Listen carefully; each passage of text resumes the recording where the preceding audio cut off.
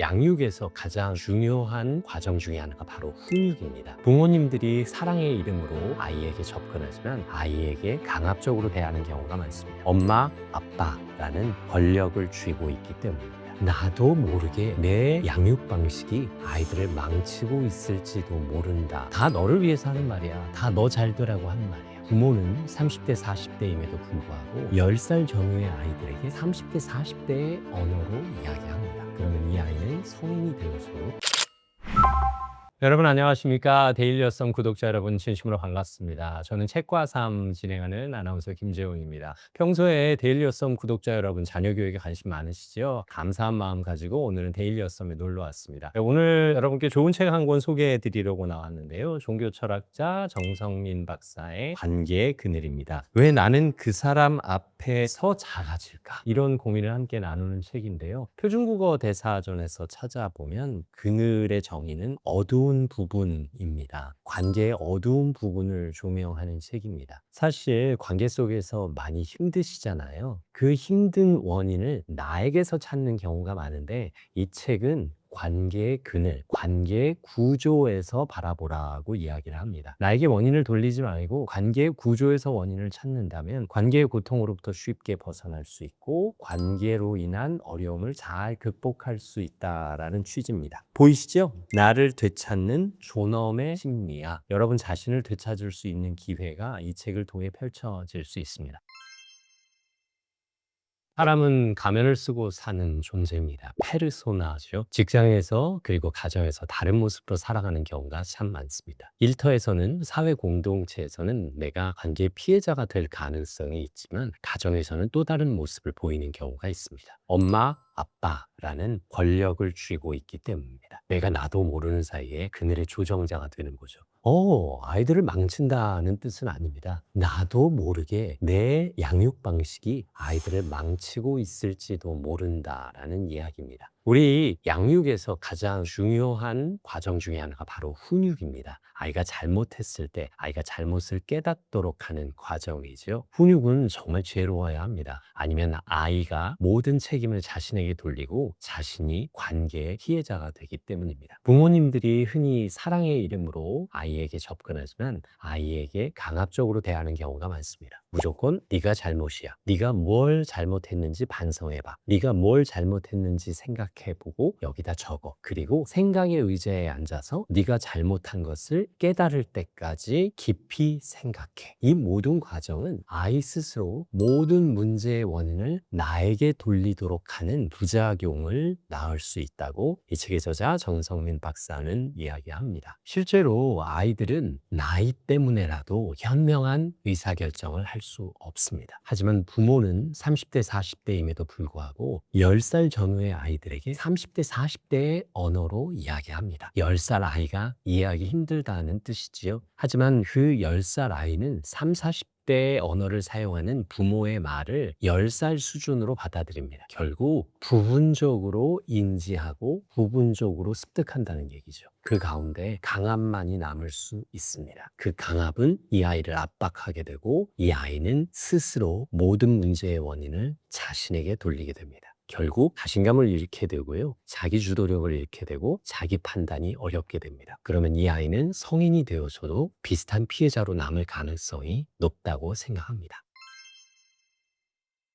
아이를 대하는 부모의 자세와 부모의 태도는 부모의 성향과 기질에 근거하기 마련입니다. 우리가 얼떨결에 부모가 되잖아요. 그리고 부모 교육을 제대로 받은 적이 없습니다. 그래서 내가 살아온 방식대로 아이를 대하는 경우가 적지 않습니다. 그러다 보니 내가 판단하고 내가 지적하고 내가 결정한 대로 아이를 끌고 갑니다. 그리고 그 기준에 아이를 맞추려고 합니다. 여기서 아이는 스스로 생각할 수 있는 방법을 잃어버리고 스스로 판단할 수 있는 기회를 놓쳐버리게 된다는 거죠. 쉽게 말해서 정성민 박사가 말한 그늘의 조정자가 부모에게 대입되는 경우입니다. 사랑으로 다가갑니다. 다 너를 위해서 하는 말이야. 다 너 잘 되라고 하는 말이야. 그리고 너 훌륭하게 되라고 하는 말이야. 하지만 그 말 이면에는 아빠의 기준을 따라 엄마가 시키는 대로 해야 돼. 너는 무조건 순종해야 돼. 부모 말 들어서 잘못되는 경우 있니? 라고 판단하면서 아이를 한쪽 길로, 내가 원하는 길로 몰고 가는 그 경향성이 아이의 자율성을 키울 수 있는 기회를 박탈하게 된다는 뜻입니다.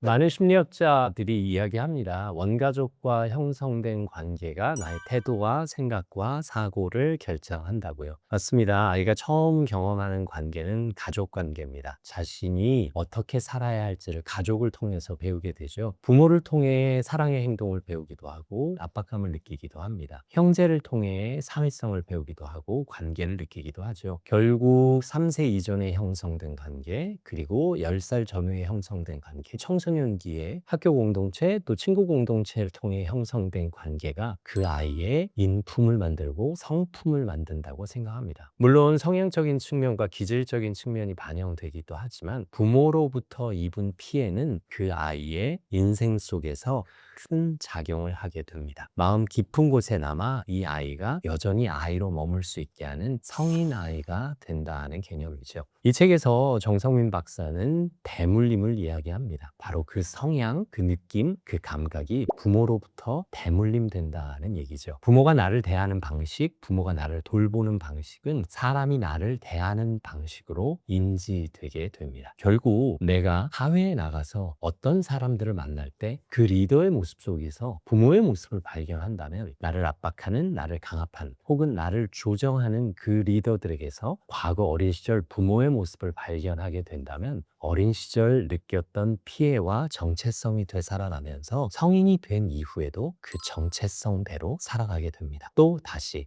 관계의 그늘, 관계의 고통, 관계의 늪 속에 빠지게 된다는 이야기죠.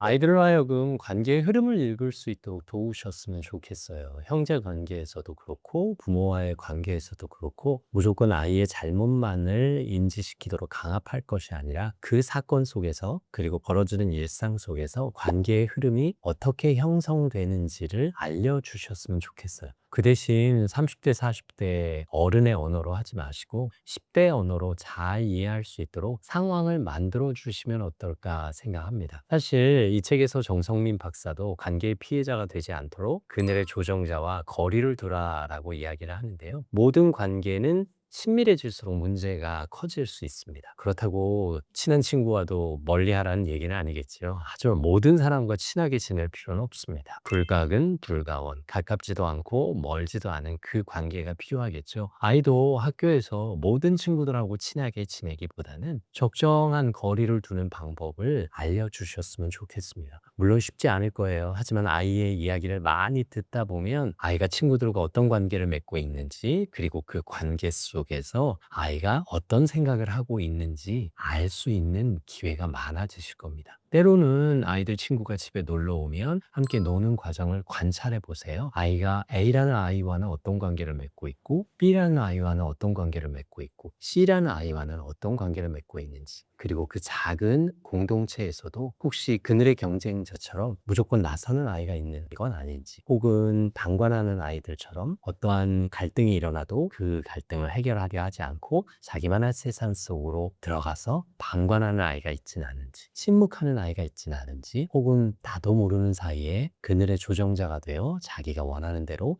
아이들을 조정하고 있는 건 아닌지, 혹은 그 무리 속에서 누군가를 피해자로 만들고 있는 건 아닌지, 그 관계의 흐름을 파악하는 그 훈련을 아이들로 했으면 좋겠어요. 근데 사실 이게 말처럼 쉬운 일은 아닙니다. 이 책에서는 정성민 박사가 관계의 흐름을 기록해 보라라고 이야기하거든요. 나는 이 아이와 오늘 어떤 대화를 나눴고 그 대화 속에서 어떤 느낌을 받았다라는 게 일기장 속에 기록이 되면 어떨까요? 일기를 사건 중심으로 쓰기 쉬운데요. 어린 아이들에게도 일기를 관계 중심으로 쓰게 유도해 주시면 어떨까 생각합니다. 그러려면 엄마 아빠가 아이들에게 있었던 일을 이야기할 때 사건 중심으로 이야기하는 것보다 관계 중심으로 이야기하는 게 때론 도움이 될 수 있겠죠. 아, 오늘 미니 엄마랑 얘기를 했는데 미니 엄마 얘기 속에서 엄마가 좀 힘든 부분이 있어서 미니 엄마가 자기 얘기만 하더라. 거야. 그래서 엄마는 얘기할 틈이 없었고 미니 엄마가 자기 얘기만 하는 과정에서 엄마의 생각은 궁금해하지 않는다는 걸 알았어. 그래서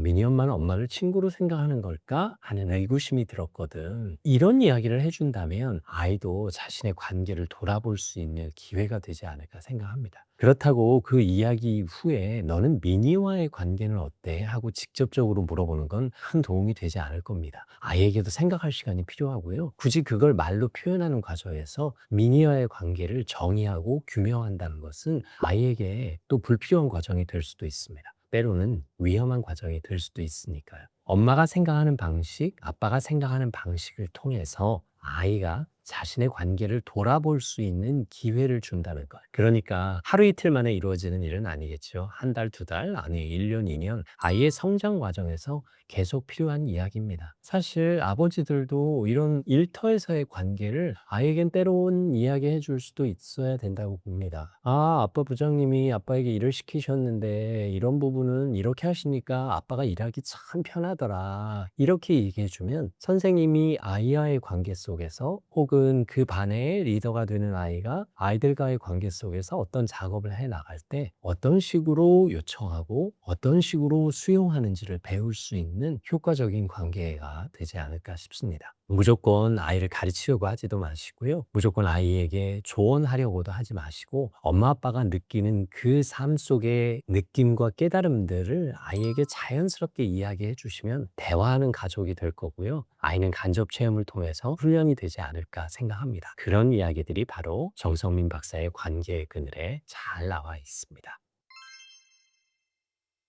원인 자체를 나에게서 찾고 내가 뭘 잘못한 건 아닐까? 내가 문제였던 거야. 내가 잘못했어 하면서 밤마다 후회하며 이불킥을 하시는 분들. 이분들이 관계에서 위로받기보다는 죄책감을 더 많이 느끼시는 게 아닌가 생각합니다. 실제로 이 책에서도 관계의 피해자를 얘기하고 있는데요. 누군가 앞에만 서면 작아지는, 그리고 늘 내가 잘못한 것 같은 그 잘못의 원인은 나의 말, 나의 행동, 나의 실수 때문이라고 생각하는 그 그늘의 피해자들을 조명하고 있습니다. 하지만 나 때문이 아니다 라고 이야기하는 책입니다.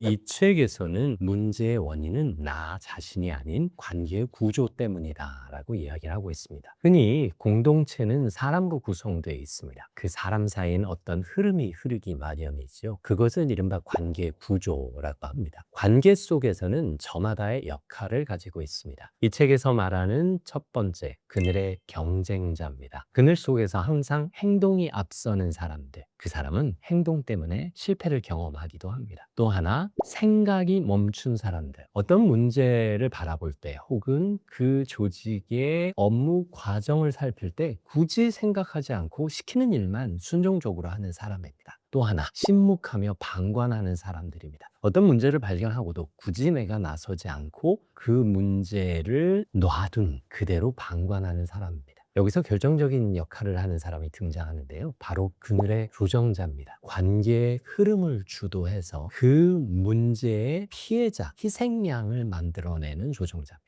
겉으로는 아주 친절합니다. 믿음직스러워 보이기도 하고요. 신뢰감을 노출합니다. 하지만 자신이 원하는 방향으로 관계의 흐름을 조정해서 희생양, 피해자를 만들어서 모든 문제의 원인을 그 사람에게 돌리는 경향을 가진 사람을 말합니다. 흔히 가스라이팅이라는 말로 요즘은 많이 알려져 있습니다. 실제로 누군가를 상대로 위로한 척 그리고 친절한 척 접근해서 그 사람의 마음을 뒤흔들어 놓고 그 대화의 결말은 항상 내 탓을 하게끔 만드는 그늘의 조정자입니다. 때론 리더일 때도 있고요. 리더 아래서 중간 관리자 역할을 하는 사람의 경우도 있습니다. 하지만 모든 리더가 이런 그늘의 조정자는 아닙니다. 실제로 좋은 리더는 우리 공동체가 그리고 공동체 구성원 한 사람 한 사람이 양지에서 머물 수 있도록 돕는 조율자겠죠. 그늘의 조정자도 관계의 흐름을 읽습니다. 그리고 좋은 리더도 관계의 흐름을 읽습니다. 하지만 좋은 리더는 조율을 합니다. 조율을 표준국어 대사전에서 찾아보면 표준음에 맞추는 작업이라고 나옵니다. 맞습니다. 피아노 조율사, 피아노 악기의 건반음을 표준음에 맞추는 작업이죠. 그 표준음에 맞추는 과정이 바로 공동체의 흐름을 읽는 과정입니다. 하지만 그늘의 조정자는 자기가 원하는 방향으로 그 흐름을 끌고 갑니다. 조정이란 단어를 표준국어 대사전에서 찾아보면 어떤 기준에 맞추는 작업이라고 나옵니다. 그 어떤 기준이 공동체의 이익을 위하고 또 개개인의 발전을 위하는 아주 긍정적인 기준이라면 더할 나위 없는 리더죠. 하지만 그 어떤 기준이 자기의 욕심, 자기의 성공, 자기만의 이익을 위한 것이라면